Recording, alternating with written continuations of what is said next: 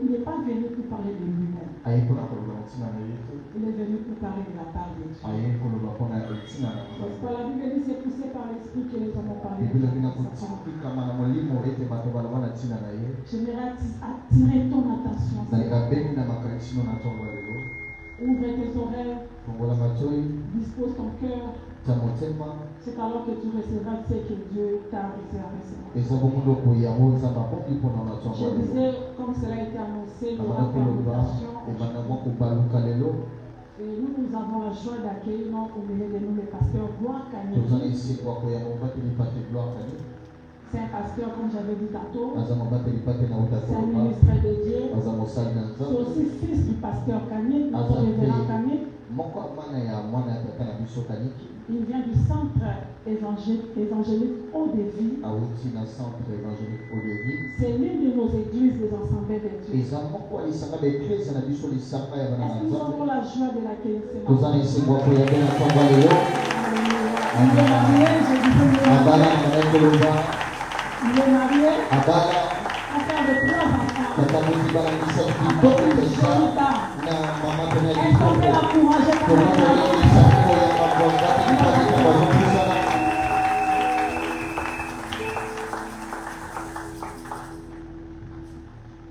Gloire au Seigneur. Est-ce que tu peux réclamer encore? Tu le fais bien. Je bénis Dieu pour ceux qui t'ont fait. Nous sommes en train de nous sommes en train d'acclamer le Seigneur. Nous sommes en train d'acclamer le Dieu.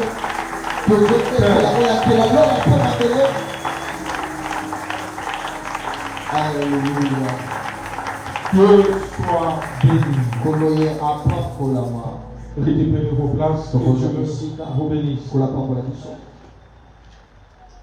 Je suis dans la joie de me retrouver devant vous ce matin. Vous avez fait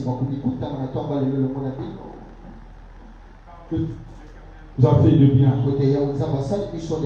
Alléluia. Amen. Il est écrit chaque matin l'Éternel fait quoi? Et quand nous sommes vivants, nous devons reconnaître la bonté de l'Éternel. Amen. Voilà, rapidement. Si je suis ici, je suis venu dans le cadre de la permutation de notre district qu'on appelle Ngaliema. Et c'est une manière où la communauté fonctionne. Quand il y a permutation du pasteur, non seulement nous sommes venus apporter la parole, mais nous jetons aussi un regard sur l'église et nous allons faire rapport de tout ce qui se passe. Normalement, celui qui devait venir ici, c'est révérend Jacques Annick, qui est mon père spirituel et mon père biologique. Mais comme il est convalescent, il m'a délégué que je puisse le représenter. Et je crois que par la grâce de Dieu, vous ne serez pas ici. Amen. Je tiens aussi à remercier les responsables de l'église, Pasteur Mili et son épouse, Maman Mili, et toute l'équipe qui m'ont accepté devant vous afin d'annoncer la parole de Dieu. Que Dieu vous bénisse abondamment. Et en dernier lieu, je tiens à te remercier parce que tu as accepté de laisser la télé, de laisser les deuils, de laisser la rue et de venir dans la présence de Dieu. Je te rassure, ce matin, tu ne seras pas déçu. Amen. Est-ce qu'on peut lire la parole de Dieu? Est-ce que vous avez un lecteur ici? Soit je peux lire moi-même, ce n'est pas grave. Nous ouvrons nos Bibles rapidement.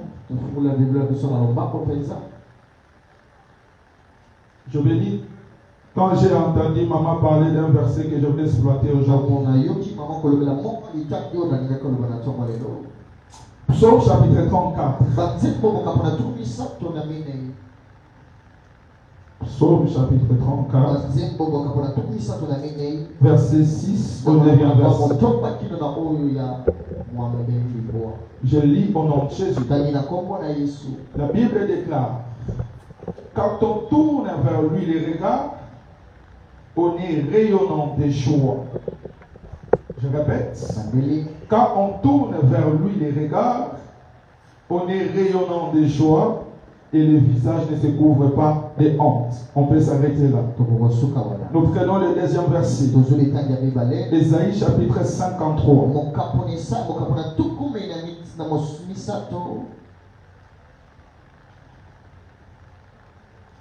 Ésaïe chapitre 53, verset 2 au 3e verset. Je lis en nom de Jésus. Il s'est élevé devant lui comme une faible plante, comme un rejeton qui sort d'une terre desséchée. Il n'avait ni beauté ni éclat pour attirer nos regards, et son aspect n'avait rien pour nous plaire. Amen. Le dernier texte que nous allons travailler, Matthieu chapitre 5.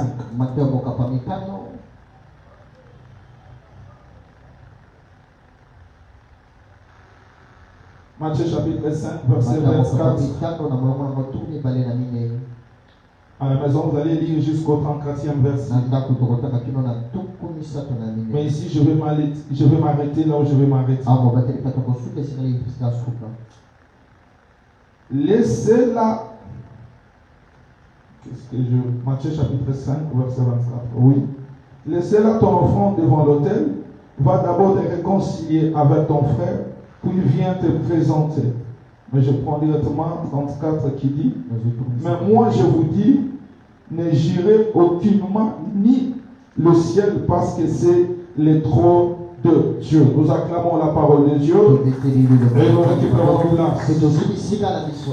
Je vais prier. Seigneur notre Dieu, nous te prions ce matin.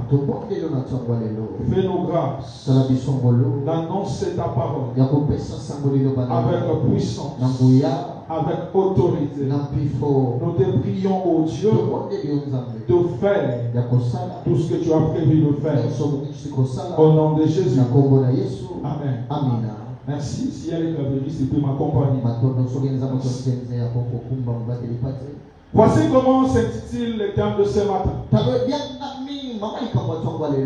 Quand on tourne vers le regard, nous sommes rayonnants de joie.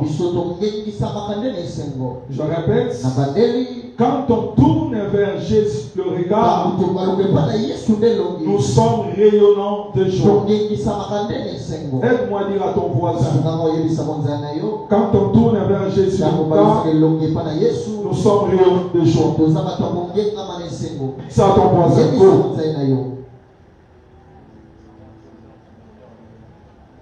Amen. Amen. Voilà, rapidement, ici c'est un psaume de David. Le psaume est écrit par plusieurs personnes dans la Bible. Il y a le psaume d'Azaph, il y a le psaume de David. Plusieurs personnes ont écrit le psaume.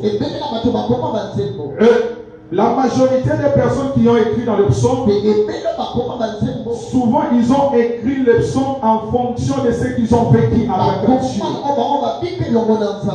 Alors, lorsque l'écrivain David est en train de nous dire, quand je tourne vers Dieu le regard, nous sommes rayonnants de joie.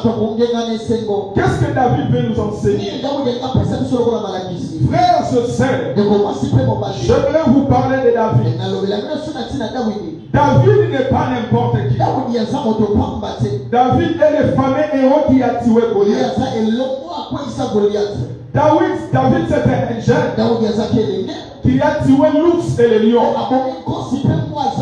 David c'est un jeune où sur lui il y avait l'onction de Dieu. À cause de l'onction sur sa vie, il pouvait chanter et les esprits pouvaient quitter le corps. Alléluia. David c'est un homme. La Bible déclare David c'est un homme selon le cœur de Dieu. Vous allez comprendre même ceci, que David est tellement considéré dans la Bible et devant Dieu. Le jour où Jésus était en train de passer devant Bartimée, les gens aussi étaient en train de crier. Mais ce qui a fait que Jésus puisse attirer l'attention vers le continuer, c'est quand il a crié, Jésus-Christ est fils de David, aie pitié de moi. La Bible déclare, au même instant, Jésus s'est arrêté et il a demandé qu'on puisse l'appeler le problématique. Écoutez-moi, à chaque fois que vous lisez David, vous devez faire très attention. Car c'est un homme qui nous révèle le mystère. C'est pourquoi vous pouvez comprendre. Même dans la généalogie de Jésus, il est écrit généalogie de Jésus. Jésus-Christ est fils de David, fils d'Abraham. Je pose la question à l'écrivain. Est-ce que tu ne sais pas qu'Abraham a existé avant David? Est-ce que tu ne sais pas qu'Abraham est notre ancêtre d'Abraham? Mais pourquoi tu places David devant Abraham? Je comprends par révélation que l'écrivain voulait nous enseigner que Jésus-Christ qui devait venir sur la terre, c'était un roi. Et il est de la race de la vie. Je suis en train d'annoncer à l'église, avant que je finisse mon message, le Seigneur va répondre sur l'église l'onction de la royauté. Tu seras roi partout. J'ai dit tu seras roi partout. Tu seras roi dans le domaine où tu es placé. Et les gens vont reconnaître que c'est toi l'onction de la royauté. Est-ce que quelqu'un peut acclamer le Seigneur? Je suis en train d'arriver, je vais te faire le lien. Alors David est en train de dire ceci. Quand on tourne vers Dieu le regard, nous sommes rayonnants de Dieu. Tourner veut dire faire un mouvement. Si je fais un tour comme ça, je fais un quart de tour. Si je tourne comme ça, je tourne complètement. Alors, qu'est-ce que David est en train de nous dire? David sait qu'il s'adresse aux élites de Dieu. David sait qu'il s'adresse au peuple de Dieu, aux enfants de Dieu. Mais pourquoi il nous dit encore que nous devons tourner notre regard vers Jésus? Je comprends que David comprend que dans la vie sur la terre, quand nous sommes accablés par des problèmes, quand nous sommes accablés par des situations difficiles, les premiers réflexes qui nous montent en tête, c'est d'aller à gauche, c'est d'aller chercher les consultations, c'est d'aller voir d'autres personnes. Alors David ne veut pas que notre attention se bouge. Mais David veut que quand nous aurons un problème, que nous puissions regarder vers Dieu. Frère, je sais. Est-ce que je peux te poser une question? Devant des problèmes qui t'arrivent dans la vie, tu tournes ton regard vers qui? Quand tu manques le minerval, tu tournes les regards vers qui? Quand tu as un problème de mariage, tu tournes les regards vers qui? Quand tu manques les enfants, tu tournes les regards vers qui? David est en train de nous enseigner qu'à chaque fois que nous serons accablés par des problèmes, que nous devons tourner nos regards vers Jésus. Aide-moi, dis à ton voisin, Yekola Kotal la Yesu. Église, est-ce que tu peux parler? Le bail c'est Yekola Kotal la Yesu. Oh, David, quelle profondeur. Maintenant, David nous dit ceci. Quand nous tournons les regards vers Jésus, il y a une conséquence. Et la conséquence, c'est quoi? Nous sommes rayonnants de joie.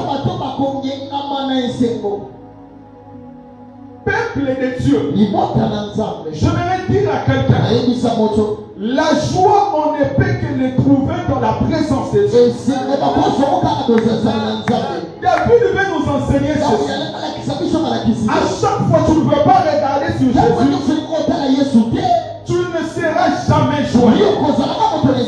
Mais si tu veux être dans la joie de la vie, tu dois tourner ton regard vers Jésus. J'ai dit, tu dois tourner ton regard vers Jésus. Frères et sœurs, la joie est un fruit de l'esprit. Mais dont nous devons désirer c'est pourquoi il est écrit, soyez toujours joyeux. Alléluia. Est-ce que je suis en train d'arriver? Je te promets au nom du Seigneur que je vais te faire le bien. Alléluia. Nous sommes en train d'arriver. Frère, ce que nous pouvons chercher, c'est être dans la joie. Et c'est un conseil que David nous donne. Dans la vie, peu importe les situations que tu traverses, fais un effort d'être toujours joyeux, d'être toujours dans la joie. Car le Dieu que tu honores, il va aussi t'honorer. Est-ce que tu peux acclamer le Seigneur?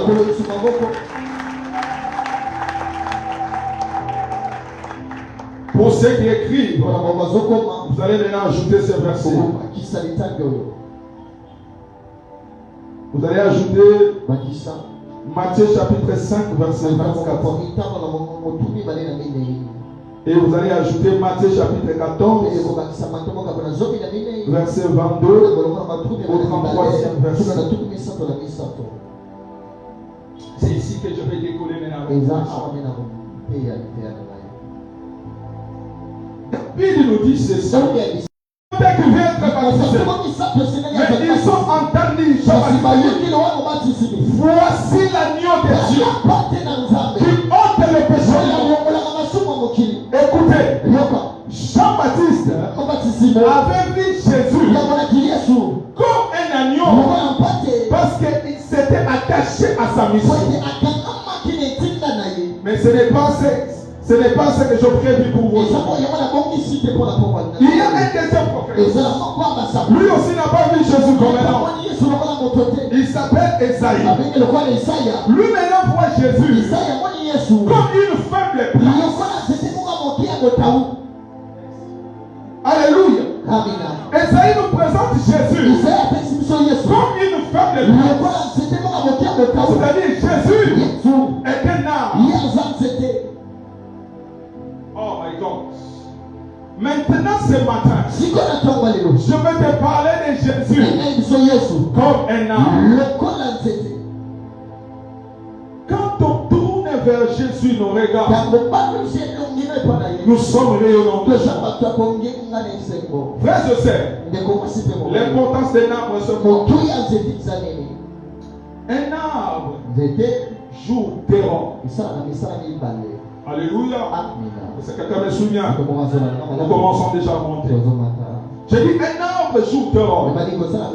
Le premier rôle d'un arbre, c'est d'absorber toutes les gaz carboniques, toutes les choses qui peuvent compliquer la nature. Un arbre absorbe. Est-ce que quelqu'un m'écoute? Bien. Le deuxième rôle d'un arbre, c'est de libérer ce qu'on appelle l'oxygène. C'est quelqu'un m'écoute bien. Suis-moi, ce sont mes fondations. Alors maintenant, Esaïe nous présente Jésus comme un arbre. C'est-à-dire quoi? Esaïe, dans les yeux prophétiques, il a vu la mission de Jésus. Il a compris que Jésus n'était pas un homme, n'était pas aussi un agneau, pas comme Jean-Baptiste. Mais selon ce qu'il avait vu, il a appelé Jésus un homme. C'est pourquoi Jésus lui-même, comme il traversait des moments difficiles, Il a dit, moi le bois vert. On me traite comme ça. Jésus s'identifie au bois. Jésus s'identifie au. Maintenant, je bénis Dieu. Quand Jésus s'identifie à un arbre, j'ai dit le premier ordonnance, c'est d'assommer de mauvaises choses. C'est pourquoi vous allez remarquer, même dans le monde, actuellement on interdit même de couper des arbres pour empêcher la pollution. Parce que les arbres ont la capacité d'absorber toutes les mauvaises choses, les mauvaises gaz, les virus. Les arbres peuvent absorber la. Maintenant, la Bible nous parle de Jésus. La Bible déclare, lorsque Jésus était sur la croix, la Bible déclare, sur la croix, il a porté nos péchés. Il a pris nos péchés. Et Dieu dans les cieux, par sa sainteté, il a remarqué Jésus, qui était un arbre, qui a absorbé le péché du monde. Dieu s'est dit, non. Moi je suis un Dieu saint. Je ne peux pas collaborer avec un homme qui a des péchés comme ça. C'est alors Dieu dans sa stratégie garde le silence. Alors Jésus, comme un roi qui a absorbé le péché du monde, il a compris que son père n'était pas à l'accord avec lui. La Bible déclare, il criait d'une voix forte, mon père, pourquoi m'as-tu abandonné? Parce que Jésus avait constaté que son père l'avait abandonné parce qu'il avait absorbé le péché du monde. Je suis venu dire à l'église, Jésus était bois vert qui absorbe le péché du monde. Je vais le dire à quelqu'un, ton péché n'est pas plus grand péché. C'est quelqu'un m'écoute. Je dis ton péché n'est pas plus grand que Jésus. Jésus a déjà fait le travail sur la croix. Il a absorbé le péché du monde. Mais maintenant, écoutez, sur la croix, Jésus ne s'est pas seulement arrêté à absorber le péché. Mais sur la croix, Jésus a absorbé toute force, toute puissance, toute maladie qui pouvait détruire ta vie. Jésus a la capacité d'absorber la sorcellerie de ta famille. Jésus n'est pas intimidé. J'ai dit Jésus n'est pas intimidé. Jésus n'est pas intimidé par la sorcellerie de ta famille. Je répète en disant, Jésus n'est pas intimidé par la durée de ton célibat. Je répète, je parle à l'église. Jésus n'est pas intimidé par le temps que tu as fait au chemin. Jésus n'est pas intimidé par le temps de ta stérilité. Je me l'ai dit à quelqu'un. Sur la croix, Jésus a absorbé toutes ces choses. C'est seulement question de temps. Dieu va se manifester dans ta vie. Je me l'ai dit à l'église. À partir d'aujourd'hui, la puissance de Dieu qui se libère en Seigneur va absorber les mauvaises choses qui se trouvent en toi. Yes. Soulève ta main après moi. Le bana kombo na Yesu. Na kombo na lelo. Tika mbuya na Yesu. Emela. Biloko nyonso. Ya mabe. Oye zakati nanga. Oye zakati na liboko nanga. Au nom de Jésus. Karabatana zukate ya baradama sikete. Jésus est un bois qui absorbe les mauvaises choses. Quand on tourne vers Jésus le regard, Jésus absorbe les mauvaises choses qui nous dérangeaient. Je voudrais dire à quelqu'un, ton problème ne restera pas problème. Ton problème sera changé. On ne parlera plus de problème, mais on parlera de la solution.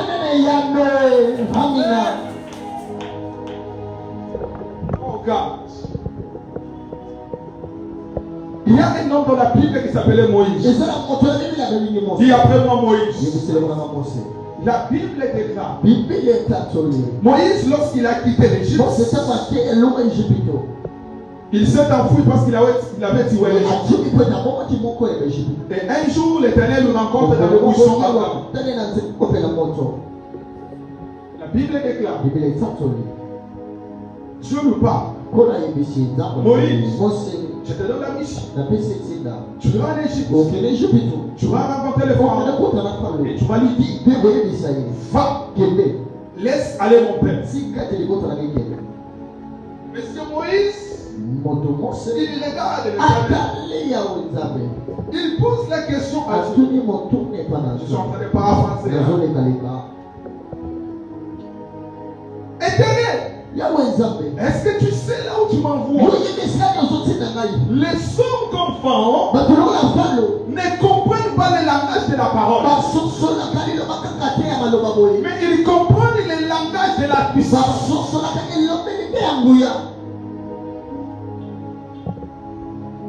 La Bible déclare. Je dis à Moïse, qu'est-ce que tu as en main? Moïse dit, un petit bâton. L'Éternel lui dit, Moïse, jette ce petit bâton. Quand il jette le bâton par terre, les bâtons se transforment en serpents. C'est une histoire que vous connaissez. Et il lui demande de mettre sa main. Et il y a la lèvre. Mais ce n'est pas ça mon problème. Je suis en train de te parler de Jésus comme un bois qui absorbe les mauvaises choses. La Bible déclare. Moïse était rassuré. Moïse se sentait très fort. Parce que lui, quand il avait quitté l'Égypte, ce numéro de transformer là, mais il se voit. Alors Moïse, il arrive chez Pharaon. Pharaon regarde Moïse. Dit tout. Toi tu reviens encore ici. Il dit, je viens ici au nom de l'Éternel, Dieu d'Abraham, Isaac et de Jacob. Moïse, tu n'as pas fait. Je suis en train de paraphraser, de te donner le cours de message. La Bible déclare. Moïse dit, l'Éternel m'a envoyé pour libérer le peuple. Je pense que Pharaon commence à dire, toi, tu peux venir libérer ces peuples qui sont sous ma puissance. Bon, tu nous regardes, c'est petit. Comme il est venu seul, je pense qu'il n'est pas venu seul. Je vais lui poser quelque chose. Bon, le Dieu qui t'a envoyé là, il est capable de quoi? L'église de Dieu, est-ce que vous m'écoutez? Nous sommes dans les temps où nous ne devons pas rester seulement en parole, mais nous devons démontrer les dieux que nous portons. C'est pourquoi l'apôtre Paul pouvait dire, ma prédication ne se repose pas sur les discours personnels, mais sur la démonstration de la puissance du Saint-Esprit. Je prie le Seigneur, pendant que je serai en train de prêcher, que la puissance de Dieu affecte totalement ta vie. Dans les noms de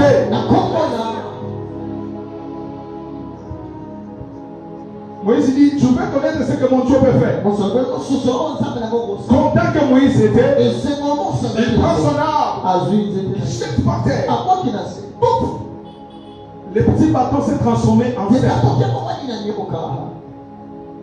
Moïse a dit à Pharaon, tu vois. J'ai dit, tu vois, c'est ce que mon Dieu peut faire. Moïse s'attendait à une réaction extraordinaire de Pharaon. Mais complètement, il constate que Pharaon est en train de rire. Il pose la question à Moïse. Moïse, c'est ce que ton Dieu peut faire. Seulement transformer un bateau en serpent.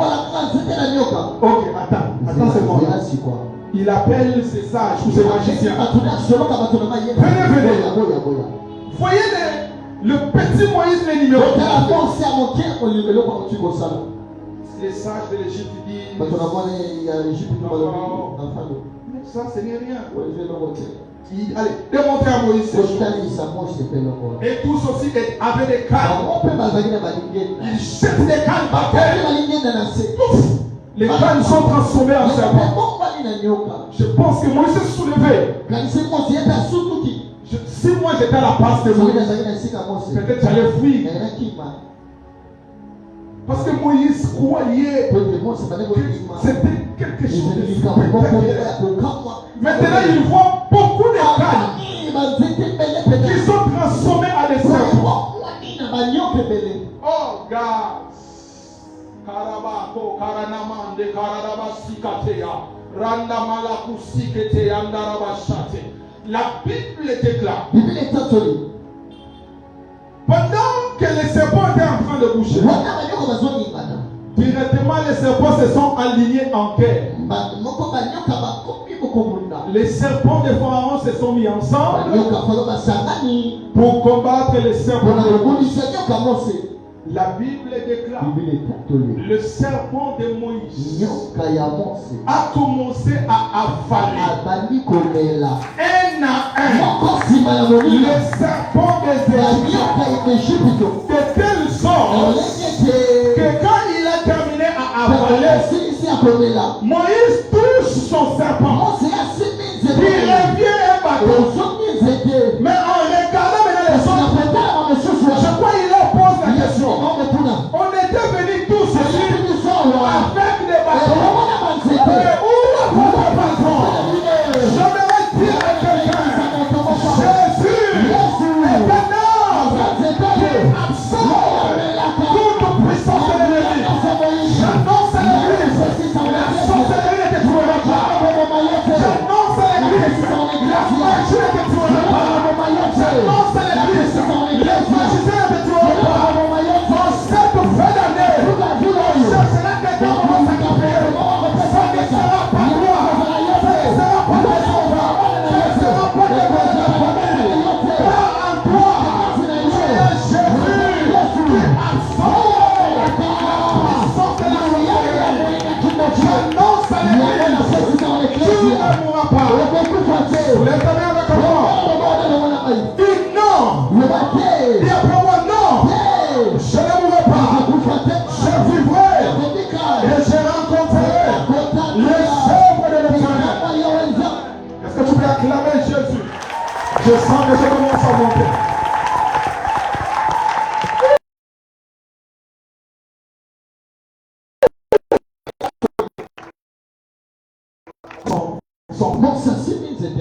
Je pense que Pharaon a dit ici il y a un problème.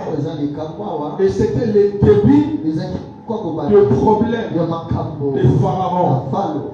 Frère, je sais. J'aimerais t'annoncer en cette année, tout celui qui cherchera à résister. Tu n'es pas sensible. Je dis en cette fin d'année, tout celui qui cherchera à résister. Tout celui qui cherchera à combattre la puissance du mois vert, la puissance de Jésus va l'avaler. Je bénis Dieu. La Bible déclare les serpents de Moïse n'a pas tué, mais les serpents de Moïse a avalé.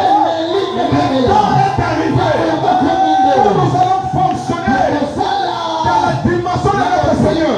Nous allons arriver dans les quartiers où nous prions. La puissance de la sorcellerie est absorbée. Nous allons sortir des familles où nous arrivons. Nous ne jouons pas condamnation, les malédictions sont absorbées. Nous allons arriver dans un endroit où il y a des lois. Mais quand nous arrivons, nous allons prier et ces forces seront absorbées. Oh my God. Je sens l'onction de la guérison. Prends ta main droite, pose sur ta tête.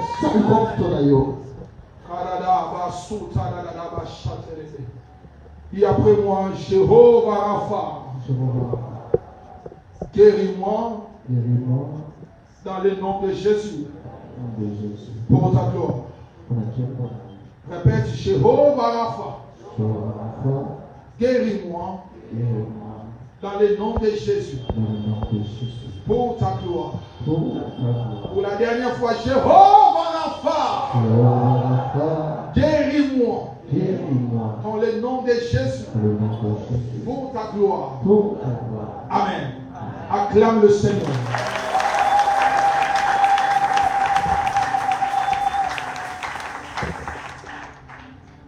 Vous allez constater, si tu étais malade, que tu étais.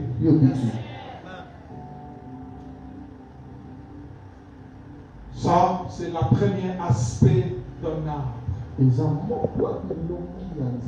L'arbre absorbe les mauvaises choses. Je vous ai dit maintenant le deuxième aspect. L'arbre n'a pas l'aspect absorbé, mais Jésus libère.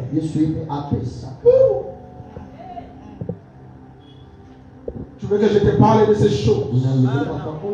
La Bible déclare Jésus comme un bois. Un jour, il était avec ses apôtres. Il dit aux disciples, il est avantageux pour vous. Je répète, Jésus est en train de dire, il est avantageux pour vous que je m'en aille. Si je ne m'en veux pas, les consolateurs, il y a le Saint-Esprit ne viendra pas. Cela veut dire Jésus, comme un bois, comme un arbre, il libère l'oxygène. Quand il est parti, Jésus a relâché le Saint-Esprit sur nous pour que nous soyons des hommes extraordinaires. Je bénis Dieu. La Bible déclare les jours de la Pentecôte, les apôtres étaient tous réunis dans un même lieu. Tout à coup, la Bible déclare il vient du ciel comme un vent impétueux. Comme un vent impétueux, comme un oxygène impétueux. Et ils étaient tous remplis du Saint-Esprit. Je prie l'Éternel, comme tu es dans sa présence, nous sommes dans la chambre haute. Je suis en train de prier au son de ma voix, que je sois d'accord avec le Saint-Esprit, que le Saint-Esprit puisse te remplir de son esprit, enfin, tu deviens intouchable, enfin, tu deviens redoutable, enfin, tu deviens extraordinaire, enfin, pour que tu produises le résultat escompté. Quand le Saint-Esprit vient sur la vie de quelqu'un, l'Esprit de Dieu change quelqu'un. Jésus est un arbre qui libère l'oxygène qu'on appelle